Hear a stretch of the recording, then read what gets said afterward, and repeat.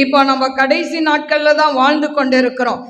வேதத்தின்படி எங்க பார்த்தாலும் அழிவு, நாச மோசங்கள், சண்டைகள், ராஜ்யத்துக்கு விரோதமாய் ராஜ்யம் எல்லாம் எழுமுன்னு சொல்லப்பட்டிருக்கு. இவைகள் வேதனைகளுக்கு ஆரம்பம், முடிவு உடனே வராதுன்னு இருக்கு. ஆனா வேதனையின் காலத்துல இருக்கிறோம். ஹல்லேலூயா. நாடுகளிடையே சண்டை, நாட்டு நிலவரம் எப்படி போகுமோ என்று நமக்கு என்ன இருக்கு? ஒரு பயம். ஏன்னா பெட்ரோல் இல்லாம, டீசல் இல்லாம, கேஸ் இல்லாம குடும்பம் நடத்த முடியாது. வெளியே போறவங்களுக்கு பெட்ரோல் இல்லாம போக முடியாது. எவ்வளோ ஒரு தடைகள், எவ்வளோ ஒரு பயங்கரமான சிச்சுவேஷன்ல நம்ம வாழ்ந்து கொண்டு இருக்கிறோம்.